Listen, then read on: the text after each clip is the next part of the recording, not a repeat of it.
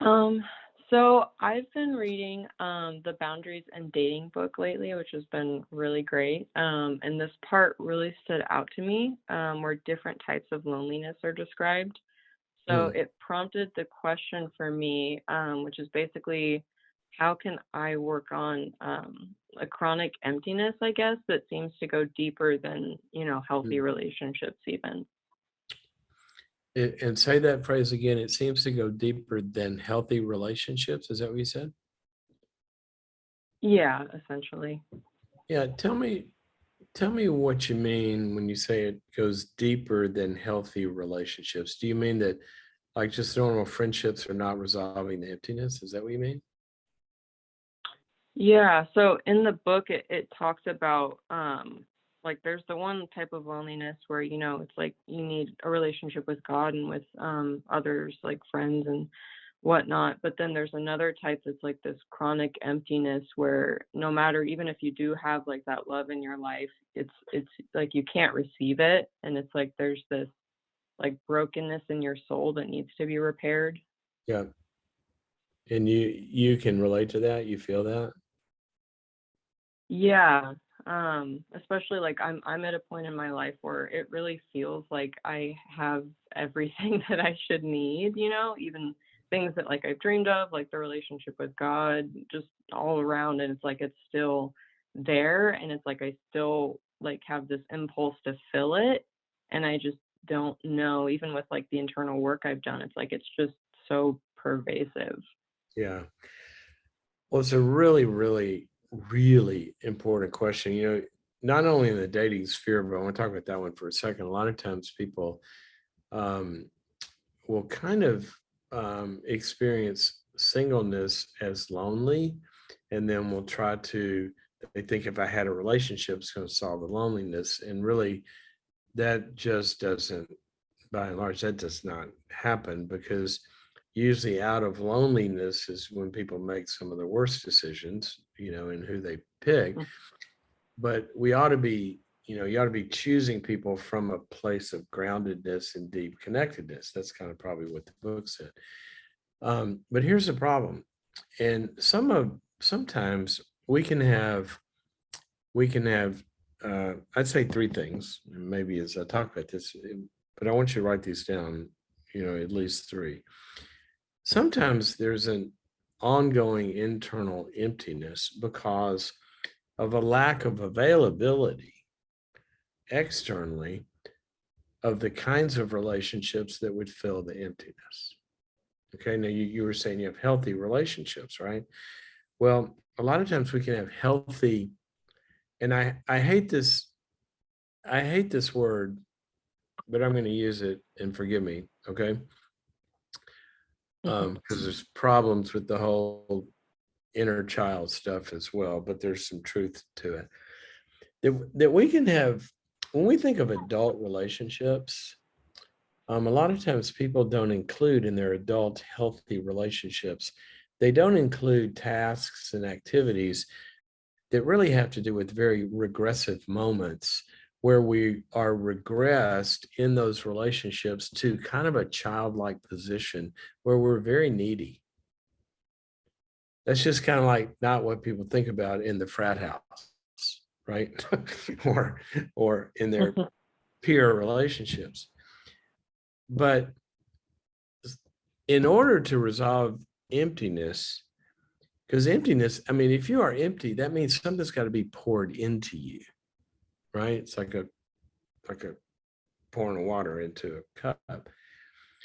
And we can't receive unless we can go into, and especially if it's a chronic childhood, been there for a long time, childhood kind of emptiness, that kind of requires going into a pretty dependent state sometimes. It might be sadness or mourning or needing or feelings like that. And that requires certain kinds of people in our lives that can actually go there with us. And sometimes you can have healthy relationships, but there aren't people that you can call in that kind of dark moment that understand it. So sometimes what you need to resolve that is a really good therapist. It doesn't just do inner work, but is resolving inner work through the connection in that relationship that can actually heal a lot of that. So that's number one. Do you have the people in your life who can go there into that inner emptiness with you? Number two, sometimes it has to do with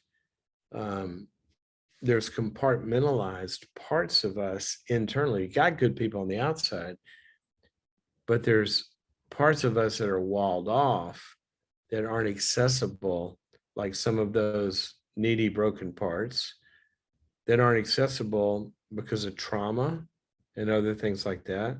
And in our healthy relationships, it's sort of like that part's gotta, it's like water off a duck's back. The love that people are pouring in doesn't get there because it's hard for us to go there. So sometimes we can block receiving love. Paul wrote about this in 2 Corinthians 6. He said to the Corinthians, look, we've opened up our hearts and our lives to you. And like in exchange, he said, I speak as to children. That's that regressive part I was talking about. He said, I speak as to children, open wide your hearts to us as well. And sometimes we're afraid to be vulnerable enough to resolve the emptiness. And then thirdly, and then I'll ask you if you can relate to any of these. Thirdly, there are internal personality dynamics that we have that can kind of minimize our abilities to do this. Like devaluation is a defense mechanism you hear a lot relating to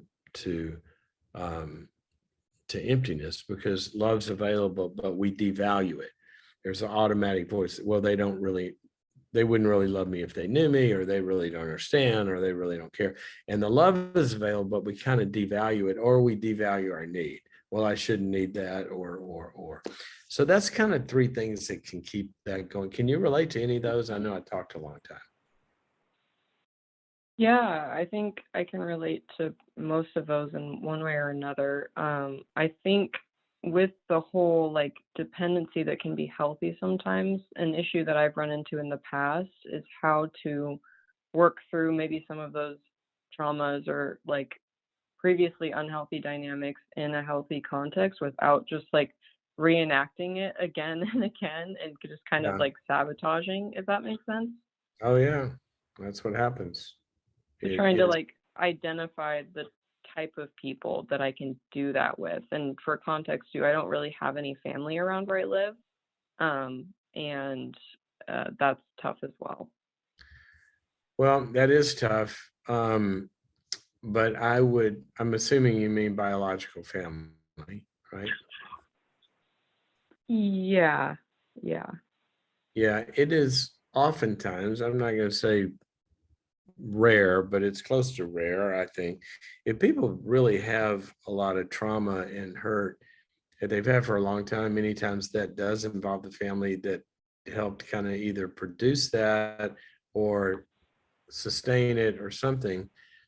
And generally, they need a new family that's not biological. When you get to be an adult, you need family you can choose, right? You need a spiritual family, a community around you.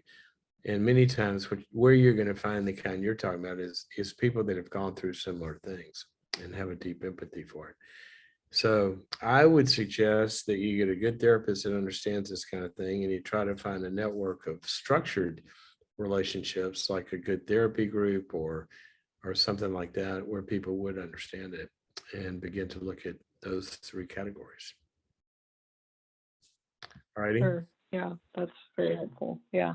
Where I would start. Thank you for your call. I really I I hope that you can find healing for this quickly. The feeling of emptiness, I think, is one of the worst human experiences that there is. Thank you for your call.